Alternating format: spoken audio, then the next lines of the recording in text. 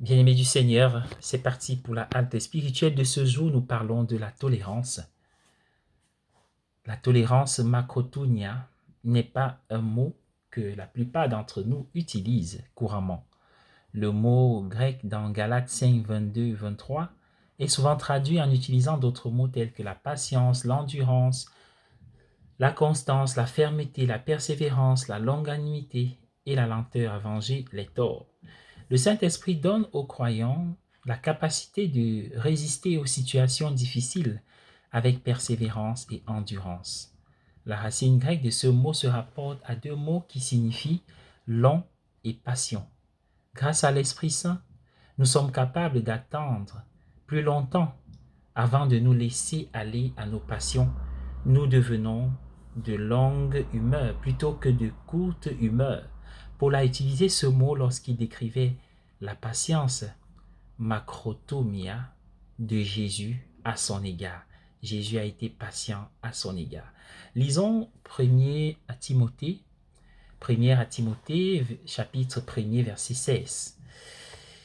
Mais c'est pour cela même que j'ai été miséricordieux, afin qu'en moi, le pire des pécheurs, le Christ Jésus fasse preuve d'une immense patience, comme exemple pour ceux qui croiraient en lui et recevraient la vie éternelle.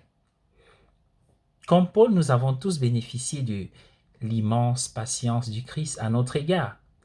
L'évidence du Saint-Esprit dans notre vie se voit également dans notre capacité à persévérer, à faire preuve de patience, de constance et de longanimité. Éphésiens 4, les 2 premiers versets, nous encouragent à être, je cite, « complètement humble et doux, soyez patients, vous supportant les uns les autres dans l'amour. » Voilà, nous parlons aussi de la bonté. C'est un autre fruit du Saint-Esprit. La bonté en grec, krestote, véhicule le sens de bonté morale, intégrité, utilité.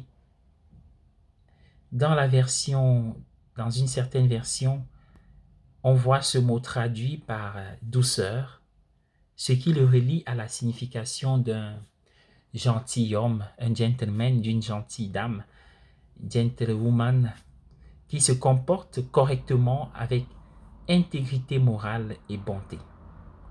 Romains 2, verset 4, rappelle que la miséricorde et la grâce de Dieu doivent nous conduire à la repentance et non au jugement. Le Saint-Esprit nous permet de faire preuve d'intégrité morale et de bonté et de ne pas nous enfermer dans un jugement moralisateur. Voilà pour la bonté. Vous savez, cette bonté signifie la droiture de cœur, la droiture de la vie, la bonté, la gentillesse. La bonté se voit dans nos actions. Ce mot se rapporte non seulement au fait d'être bon, mais aussi de faire de bonnes choses. Alors, bien-aimés du Seigneur, soyons bons et faisons de bonnes choses. Dans 2 Thessaloniciens, chapitre 1er, verset 11, il est dit « Nous prions pour que la puissance de Dieu vous aide à faire toutes les bonnes choses que vous espérez faire et que votre foi vous incite à faire.